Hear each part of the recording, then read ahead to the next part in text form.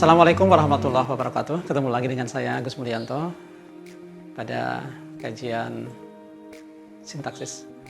Pada kesempatan ini saya akan memberikan dasar konsep tentang kedudukan sintaksis dalam linguistik.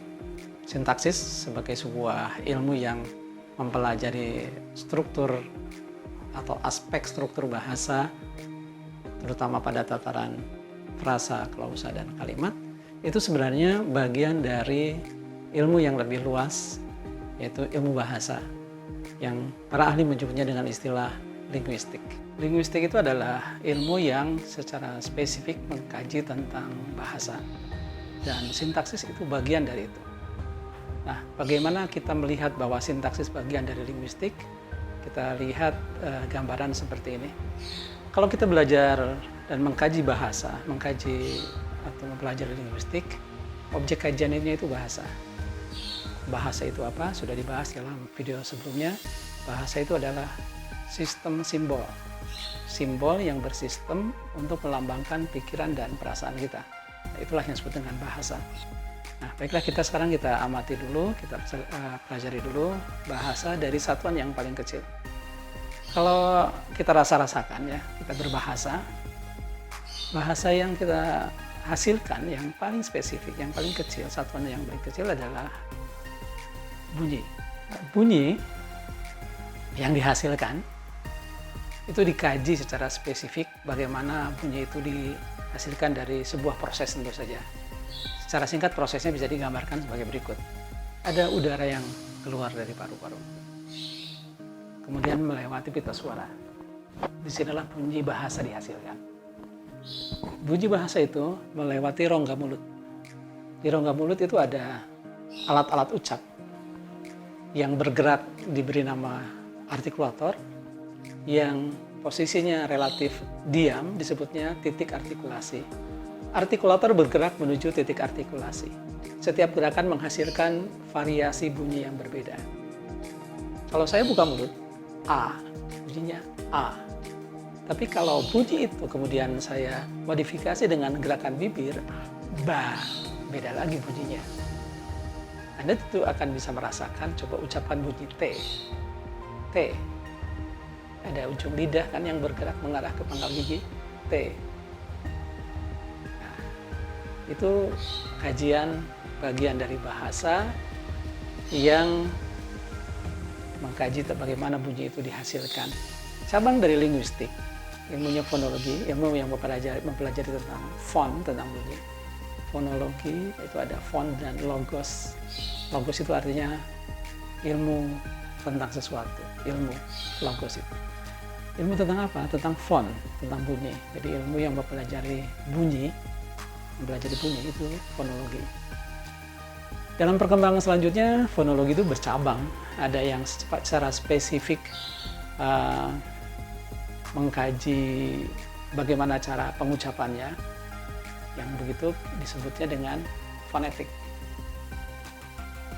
Terus bunyi-bunyi itu bagaimana bisa berdampak terhadap makna. Itu kajiannya ke fonemik. Sepintas saja saya berikan contoh. Ada kata batuk, ada kata batok, ada kata batak. Bedanya kan hanya di vokal kan. Konsonannya sama, B, T, K. B, T, K. Nah, vokal awalnya sama, A, ba. Tapi vokal yang kedua, batok, O. Batik, I. Batak, A. Silakan Anda beri contoh yang lain. Perubahan bunyi itu menghasilkan makna yang berbeda. Nah, ketika bunyi terkait dengan makna, ini wilayahnya wilayah fonemik. Oke, kita bayangkan lagi bunyi yang berupa satu gerak, satu getaran suara yang dihasilkan oleh udara yang keluar dari paru-paru, diolah oleh pita suara, kemudian dimodifikasi oleh gerakan artikulator dan titik artikulasi, menghasilkan variasi bunyi yang berbeda. Bunyi-bunyi itu kalau dipadukan akan menghasilkan apa yang disebut suku kata. Jadi ada bunyi yang terdengar, ada bunyi sebenarnya tidak bisa layak kata bunyi kalau tidak terdengar ya, yang katakanlah ada simbol bahasa tapi yang tidak berbunyi, namanya konsonan. Orang menyebutnya dengan vokal konsonan. Dulu kita mengenal dengan huruf hidup dan huruf mati. Huruf hidup karena ada bunyinya. Jangan dibayangkan ya, orang hidup bisa ada bunyinya, orang mati tidak ada bunyinya. Vokal, huruf hidup, bunyi huruf hidup, konsonan, huruf mati. Nah, satu suku kata itu satu ucapan, satu gerakan terbuka dari mulut. A, ba, cek, ke, satu suku kata. Di dalamnya ada konsonan, ada a. Vokal saja sih bisa. A, I, U, E, O, bisa. Tapi kalau sudah K, itu sebenarnya bukan konsonan, itu ada konsonan. Dan A. Ba bisa, misalnya, bukan bunyi konsonan itu. Itu ada vokal A-nya. Itu sebenarnya konsonannya adalah itu konsonannya. Tidak ada suara, tidak ada vokal. Tapi untuk membuktikan, menunjukkan bahwa itu sebenarnya ada bunyi bilabial, tambahkan dengan A. Ba. Untuk orang yang belajar bahasa dan sangat mengandalkan pendengaran, penting itu memasukkan bunyi vokal untuk mengajari anak-anak kita, orang yang sedang belajar, bahwa beda, bahwa ada bunyi ba, bahwa ada bunyi, ada konsonan B. Oke? Bunyi digabung dan menjadi suku kata digabung dengan suku kata menjadi kata. Nah, saya ingin berbicara tentang kata. Beda dengan huruf yang sebenarnya melambangkan bunyi. Kalau kata ini sebenarnya sudah konkret, menunjukkan sebuah benda, sebuah peristiwa, sebuah keadaan. Ada kata yang menggambarkan benda-benda konkret. Kemeja, kacamata, janggut, bisa dilihat kan?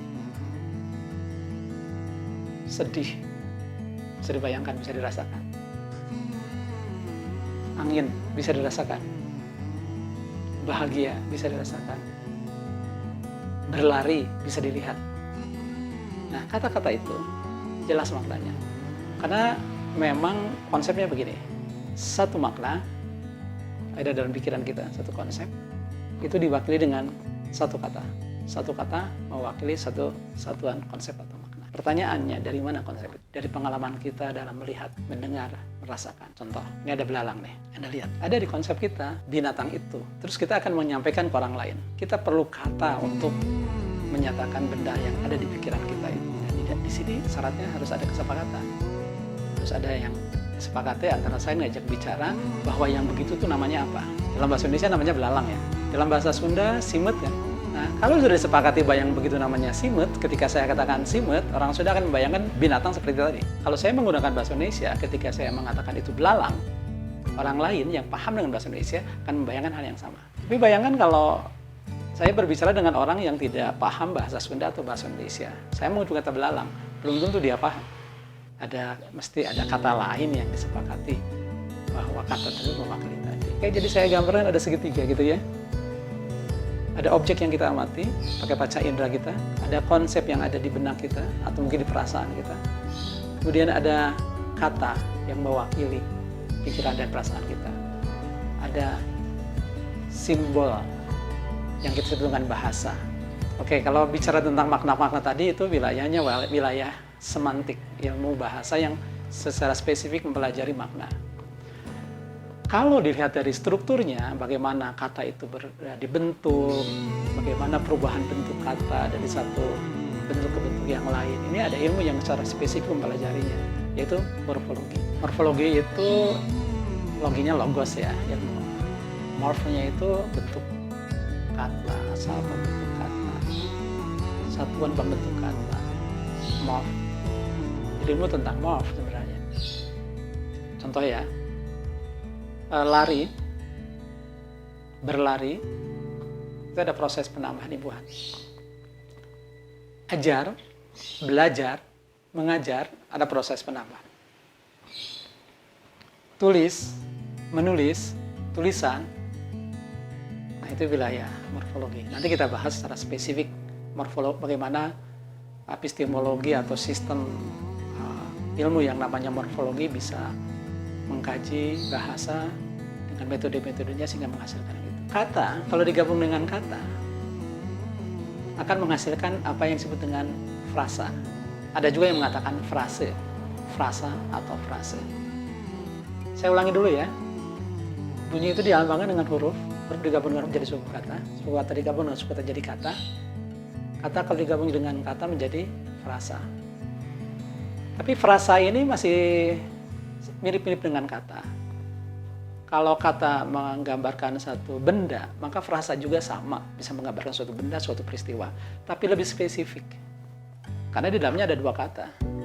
Dan dalam bahasa Indonesia, salah satu katanya itu menjelaskan kata yang lain, unsur yang lain. Contoh, baju biru. Baju itu kata, biru itu kata. Baju biru itu frasa. Dua kata. Tapi walaupun meskipun dua kata, frasa baju biru akan merujuk pada referen yang saya pakai ini. Baju biru. Baju kata. Baju biru frasa lebih spesifik kan. Jadi kalau dalam sistem bahasa Indonesia itu ketika sebuah kata ditambah dengan kata-kata lain, kata-kata yang selanjutnya itu lebih memberikan penjelasan dan menjadi lebih spesifik. Saya beri contoh lain lah. Nah, ini tadi baju ya. Kelapa. Ada yang muda dan tua. Kalau panas-panas enaknya minum kelapa muda kan? Kelapa muda. Muda itu secara spesifik menjelaskan jenis kelapa. Dari usia.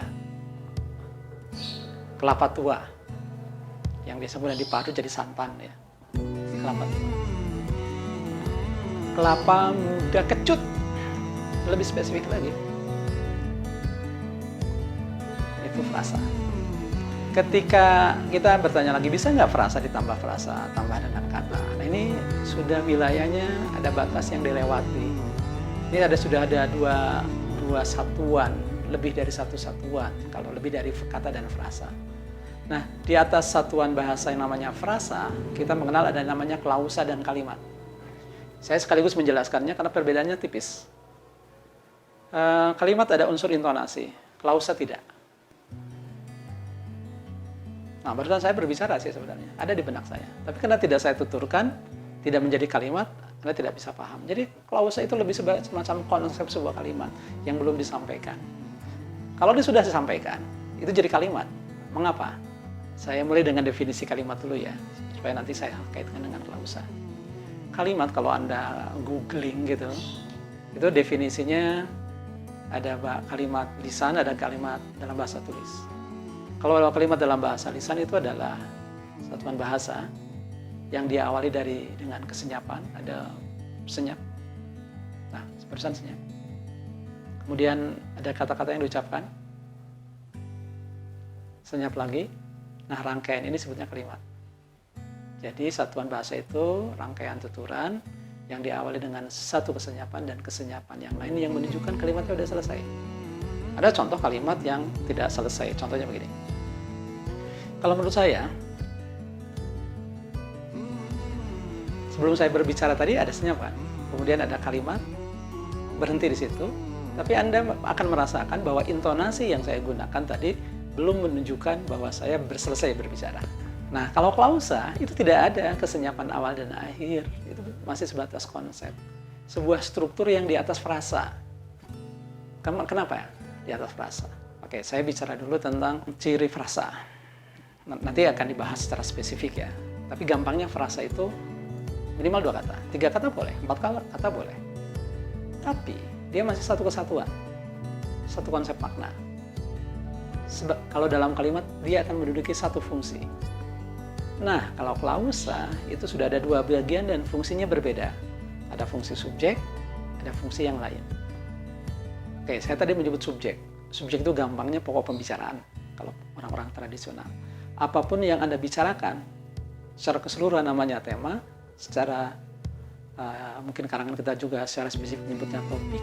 Tapi ketika kita berbicara sesuatu dan kita spesifik membicarakan itu, orang akan mengatakan subjek pembicaraan.